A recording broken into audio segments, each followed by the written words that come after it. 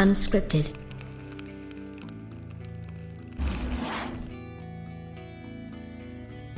I know I mention it a lot, but I think that competition is something that's very key to going forward and getting these companies kind of putting out the best product for us gamers as we go along. And I think that both Sony and Microsoft are fully on board with competing with each other, and that's really a good thing for us. And I will keep mentioning this because, as we see, the more competition that Microsoft offers up, the more competition Sony offers up, and then that's when we get the best deals, that's when we get the best games. And I think that that's what we're going to continue to kind of see put forth, a big effort from both Sony and Microsoft going forward into this area and into this arena, and that's going to be very important for us going forward. And you see the difference in quality, and you see the difference in exactly what's going on, albeit, you see that Microsoft is doing a good job with Xbox Game Pass, and then you're going to see a direct response by Sony trying to go out there and do what they can do to sort of compete better.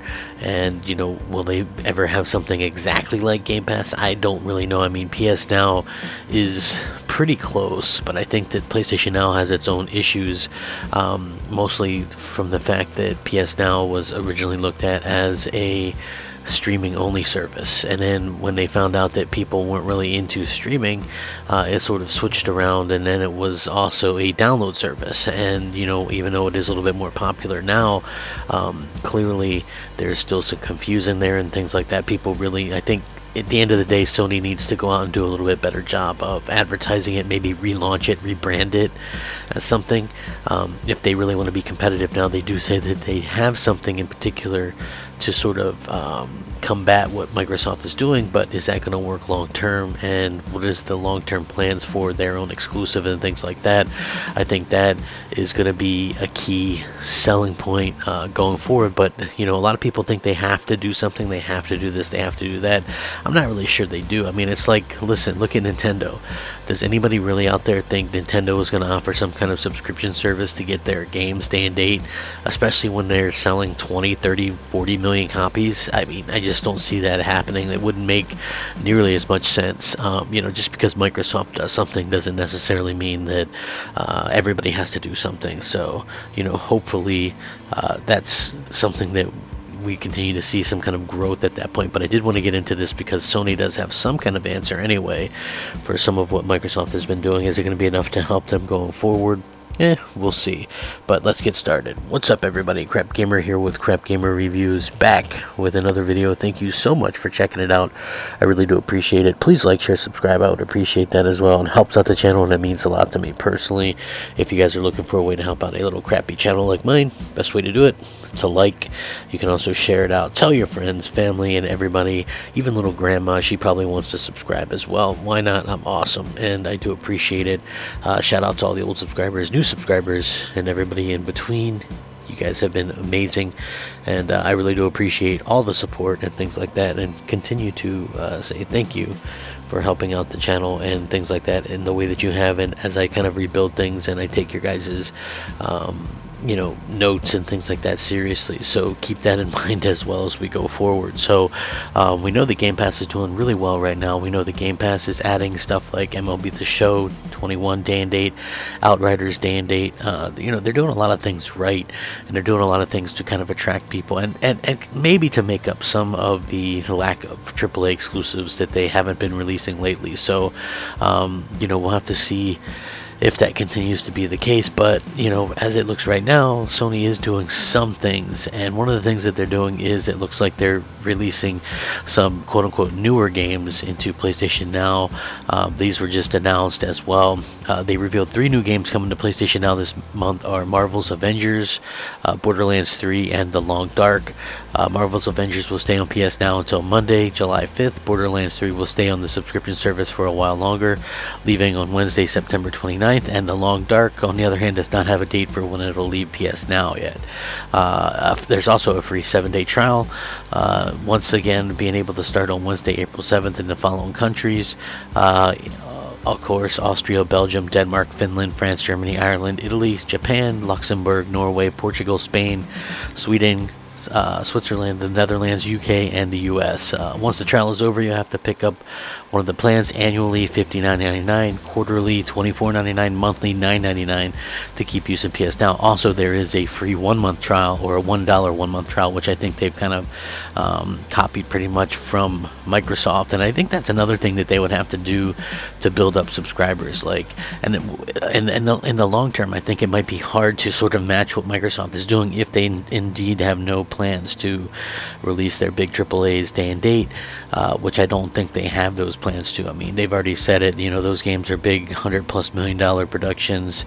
Releasing them into a subscription service wouldn't make sense unless you had something already built up pre-existing, like if they could somehow switch PlayStation Plus and get that involved into the discussion, where you have PlayStation Plus mixed with PS Now. You can have some kind of situation where you already have 50+ million subscribers, and then maybe you could do something. But I don't really foresee them kind of changing their tactics up that much, at least not anytime soon. But they do have the option there for if they ever want to kind of change their tactics at some point. And we'll have to see if they actually do decide to do that or not, because we know that Microsoft is going one way, but it doesn't always make sense for one company to completely and utterly follow the other company, especially when following Microsoft at this point would be following the last place person on the board. You know what I mean? Like, not that Xbox is doing terribly, but last place is last place. And a lot of people have to realize that Sony does a really good job with the more traditional console crowd, and we do have to kind of keep that in the back of our minds as we kind of go forward. I don't really see that changing anytime soon. Sony does a really good job of getting things out there and getting these big exclusives that win Game of the Year. They get these games out there and things like that. Yes, the competition is there. The competition is going to continue to kind of grow between Microsoft and Sony as we continue to see, some of the new age things moved into it. And I do think Sony will do and continue to do some of the newer stuff, but I still think that, obviously their bread and butter is going to be something a little bit different. It's going to be something a little bit more traditional. Like, yes, they're going to do something on phones, and yes, they're going to put more games on PC, and we're going to have to find out a way to deal with that as fans. But they're still going to be putting out really, really quality AAA exclusives, and they're going to be really putting out and listening to what the fans have to do. I mean, listen, we're getting backwards compatibility. Who knows how far that's going to go or when that's going to stop, but for right now it looks like we're going to be continuing to get at least PS4 backwards compatibility, and there's rumors that we might even get further back, like via emulation and things like that, according to recent patents. And also we're getting VR. PSVR 2 might be out next year even, and I think that would be a huge boon for the industry in terms of keeping VR alive, because if you think about it, PlayStation VR is the #1 selling VR in the world, and I know a lot of people might not like it, or you know what I'm saying, but at the end of the day, when you're pushing probably 8-9 million VR units sold, I think that's an incredible thing, especially for like something that's really meant as an option. I think a lot of people get scared when people bring up VR, like VR is going to overtake traditional gaming, and that's just foolish. I don't think that's going to happen. Just like I don't think at the end of the day, I think that traditional gaming is going to always be an option, and they're not going to have it taken over by strictly streaming or anything like that, because I think at the end of the day, people, once again, they don't really want that to be the way that they game for the most part in terms of how they game in their day-to-day life and things like that. So we'll have to see how it works out. I'm very much interested in seeing exactly kind of what's going on with these consoles and with these companies in the long run. So we'll have to wait and see how that kind of works out. But this was very curious news to me, because clearly Sony is trying to do something to be a little bit more competitive in this space, but what are they going to be able to do long term? Again, look at the PlayStation Plus collection. I thought that was a pretty good kind of answer to Game Pass in and of itself, with 20 plus pretty big games, and I think that that would be a hell of a reason to pick up a PS5 if you have never had a PlayStation. I think that that's obviously going to be something that a lot of people we're drawn to, because you get kind of an instant collection of games, and those games, in my opinion, are far better than the stuff that's found on Game Pass so far. So, again, that's of course my opinion, and other people may not agree with me, but I would definitely love your guys' thoughts and opinions on this. Obviously, you can hit me up on Twitter at @the_Crapgamer, Xbox Live, MOH space Crapgamer, PSN, just Crapgamer, and I try to respond to everybody, so don't be surprised if you hear back from me. And I do really appreciate the support and things like that. Please take a minute to consider subscribing, and thank you so much for watching. Please have a fantastic evening. Take care of each other. Stay safe, happy, and healthy. Rack 'em up. Game on, my friends. Game on. Crapgamer out. Unscripted.